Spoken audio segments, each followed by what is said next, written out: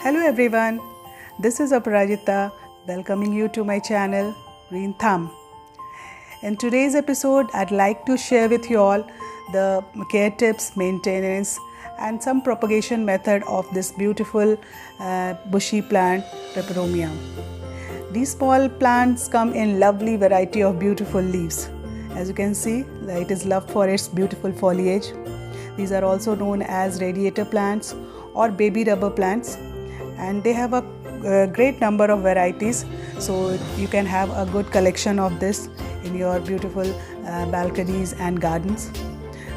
These are ideal for small space balconies as they are usually compact in nature and then don't grow to very big heights, so can be planted in small containers. Their bushy appearance, compact leaves and so many varieties, hardy succulent like nature make them ideal for as house plants.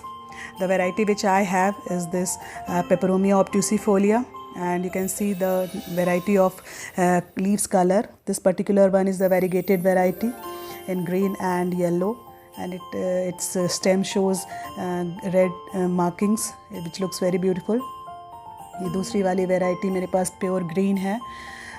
You can also find some variegation in the leaves forming if exposed to bright sunlight, but always remember not to expose them to too scorching sun. Now coming to the third variety which I have is this Peperomia ginny or tricolor. As you can see, the three beautiful colors in this, with the margin in light hues of pink and red, and the long spike-like flowers, as you can see, coming out from the center. They come out in clusters and look very beautiful, though they are not very significant, these flowers, but when they come out in clusters radiating, it looks very beautiful. This fourth variety is Peperomia nivalis. It is a succulent sort of variety. Peperomia की एक succulent variety है और generally ये बहुत छोटी size में ही होती है. These are native to Peru and they look very beautiful in small containers.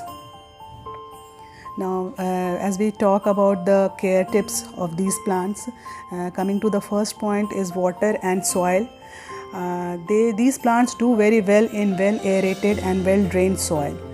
ये बहुत important point है इनकी ध्यान रखने की, because in most of the cases जो इनकी root rot या plants के decay होने के कारण यही है कि उनकी जो soil है अगर बहुत soggy होगी तो.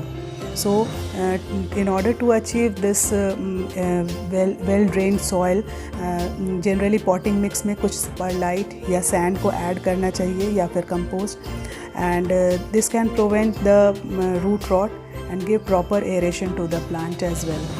So ये एक बहुत important point है as far as their soil is concerned.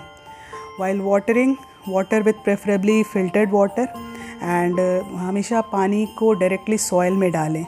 Avoid watering into the crown of the plant.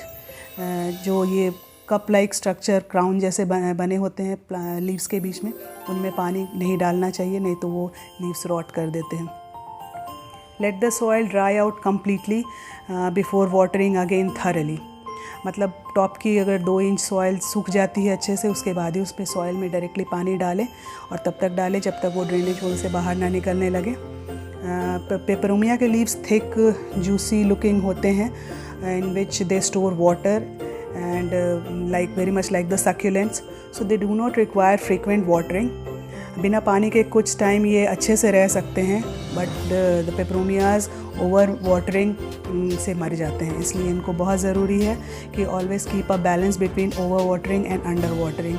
जब भी देखें कि पानी का ऊपर का लेयर सूख गया है 2 इंच का सॉइल का, तभी उसमें पानी डालें और फिर अच्छे से वाटर करके और फिर उसको नेक्स्ट साइकिल शुरू होने तक वैसे ही रहने दें. Now we'll talk about the temperature requirement. 10 to 27 degrees temperature is ideal for them, but उन्हें बहुत ज़्यादा ठंड और तेज़ हवा से दूर रखें. Now we'll talk about the propagation and repotting and fertilization of these plants. Propagation इनकी basically 2 टाइप से होती है, 2 मेथड से. डिवीजन मेथड में पूरा प्लांट बाहर निकाल कर रूट से सेपरेट करें और फिर जितने सेक्शंस उनके बनते हैं along with the root उनको रिप्लांट करें. but that also goes for the repotting of the plant. Second method है इनकी स्टेम कटिंग से, जैसे इसमें स्टेम के ऊपर के 2-3 इंच इस तरह से लेकर कट करके और उसके नीचे के 1-2 लीव्स को हटाकर फिर एक वेल ड्रेन्ड सॉइल में उसे डालें and then water it and keep in shade for a few days. 15 to 20 days में रूट आने पर फिर इन्हें उनके बराबर के पॉट में उन्हें रिपोर्ट कर दें. This can also be propagated by leaf cutting method. And as far as their reporting is concerned, they love to be pot bounded. So बहुत ज़्यादा frequently इन्हें रिपोर्ट नहीं करना चाहिए, जितने दिन हो सके उसमें रहने देना चाहिए, अनलेस कि बहुत ज़्यादा रूट्स बाहर ना आने लगे या फिर अगर ग्रोथ उनकी बिल्कुल रुक गई हो तभी रिपोर्टिंग करें. But in order to get bushy look, you can prune or pinch the stem. New growth will come at nearest node below the cuts. Fertilizers, they are not very heavy feeders, so occasionally fertilizing with liquid fertilizer once in a month is okay. इसे आप कुछ drops watering can में इनके liquid fertiliser को डालकर और watering करते समय उसे स्प्रे कर सकते हैं.